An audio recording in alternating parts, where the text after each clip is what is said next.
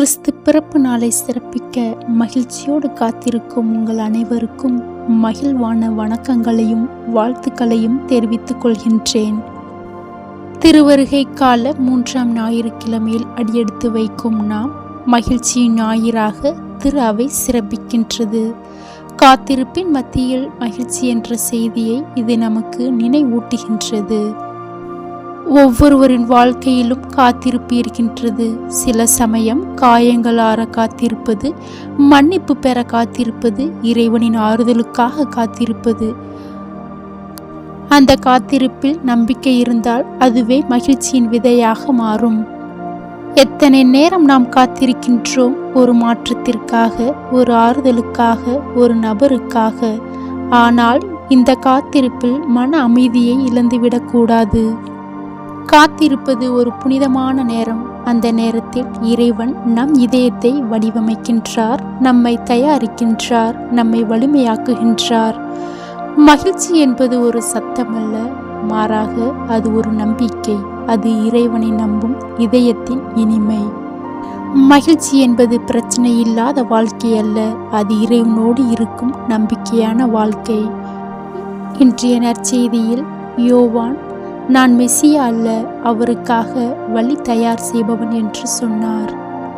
அவருடைய பணிவும் இறைவனின் திட்டத்திற்காக தன்னை அர்ப்பணித்ததும் நம்மை சிந்திக்க வைக்கின்றது. இன்றைய மனித உலகில் பலர் தங்களை மையமாக கொண்டு வாழ்கிறார்கள். ஆனால் திருமுழுக்கு யோவான் நான் அல்ல, கிறிஸ்துதான் என்று சுட்டி காட்டினார். நான் என்ற நிலை எனது பெருமை, புகழ், திறமையை படம் பிடித்து பதிவிட்டு நம்மை முன்னிலைப்படுத்தி கொண்டிருக்கும் இந்த நவீன உலகிலே நமக்கான அங்கீகாரத்தை தேடிக்கொண்டிருக்கின்றோம். அதற்கு துறவிகளும் ஒரு விதிவிலக்கல்ல. என்னை விட வலிமை மிக்க ஒருவர் வருவார், அவரது மிதி அடியை அவிழ்க்கக்கூட தகுதில்லை என்று இயேசுவை பற்றி பெருமையாக பேசுகின்றார் திருமுழுக்கு யோவான். அவரோ உயர வேண்டும், தானோ குறைய வேண்டும் என்கின்றார். இயேசுவை பற்றியும் அவரது மதிப்பீடுகளை பற்றியும் மக்கள் முன்னிலையில் பதிவிடுகின்றார், சுட்டி காட்டுகின்றார். மக்களை இறை வழியில் வழிநடத்த ஆயத்தப்படுத்த தன்னையே தயாரிக்கின்றார் திருமுழுக்கு யோவான். இவர் நமக்கெல்லாம் ஒரு சவாலாக இருக்கின்றார். நான் என்று வாழும் சுயநல வாழ்வில் பிறரை மதிக்கவும் பிறருக்கு முக்கியத்துவம் கொடுக்கவும் நமக்கு அழைப்பு விடுக்கின்றார். புகழ்வதைப் போல இகழும் மனிதர்கள் மத்தியில் மனதார மன மகிழ்வோடு புகழ்வது என்பது ஒரு கேள்விக்குறியாயிருக்கின்றது.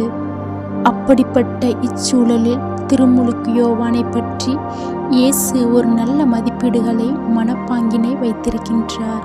அதை அனைவரும் அறியும்படி, உணரும்படி உரைக்க இருக்கின்றார்.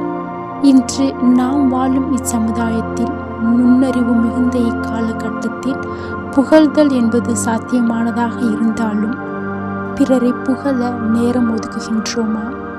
பிறரை புகழ நம் மனம் ஆர்வம் கொள்கின்றதா என்று நம்மை நாம் உரசி பார்ப்போம். மகிழ்ச்சி என்பது நம்மை நாம் பெருமை பாராட்டுவதில் அல்ல, பிறரை பெருமை பாராட்டுவதில் தான் இருக்கிறது என்பதை உணர வேண்டும்.